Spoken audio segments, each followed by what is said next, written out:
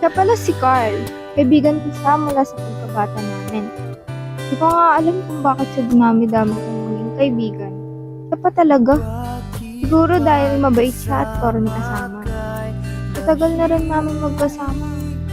Nagkakaroon na ako ng feeling sa kanya.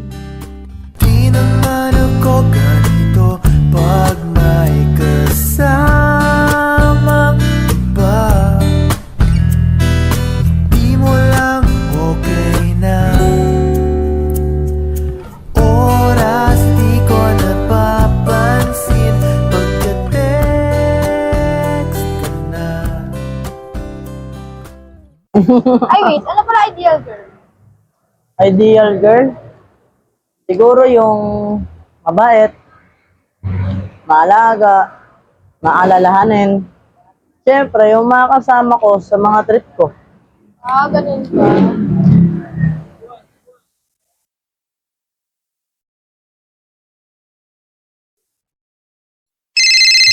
Teka, tumatawag si mama.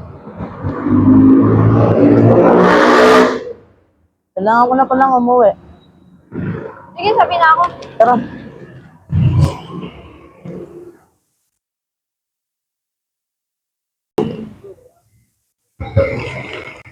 Uy, paano ba? Dito na ako.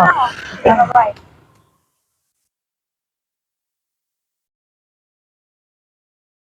Lagi ganito ang nadarama. Makita lang kita ng isang saglit. Ang araw ko ay buong buo. Sa gabi ikaw ang panaginip. Dahil sa iyo puso ko'y sumasayaw.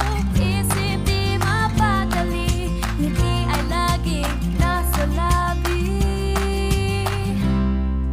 Nakakakaba, nakakaaliw, nakakakilig, nakakabaliw, napapaganda.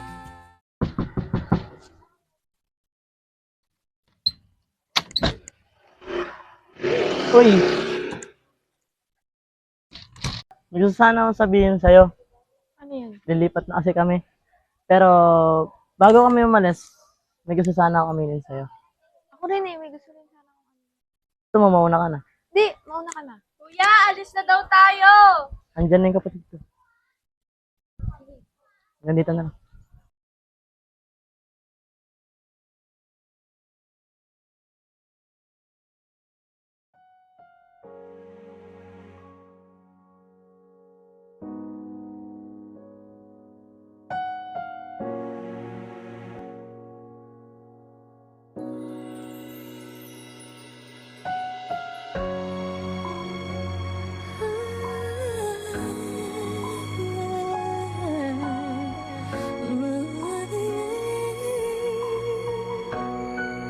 Bes!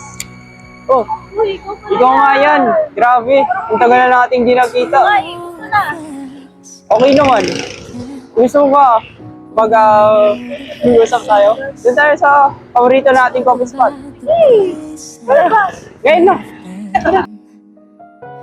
Two old sweethearts who fell apart somewhere long ago. How are they to know?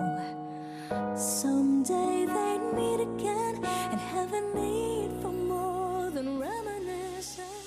Maybe. Hey, so, kamusta ka naman? Pakami ko naman, ikaw.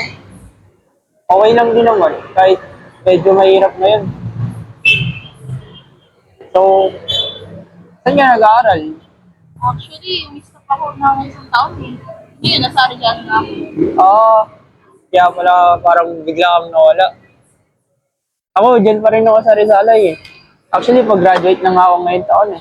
Sayang, sabi sana tayo graduate. Kaya nga eh. Pero, grabe. Sobrang na-miss kita. Pag hindi na-miss din kita. Anyways, gusto pala kayo ng ideal girl mo. Hindi kayo ba? Ah, yun? Actually, hindi eh. Kasi, naghihintay pa ako ng tamang panahon para umamin sa kanya. Ano ba ideal?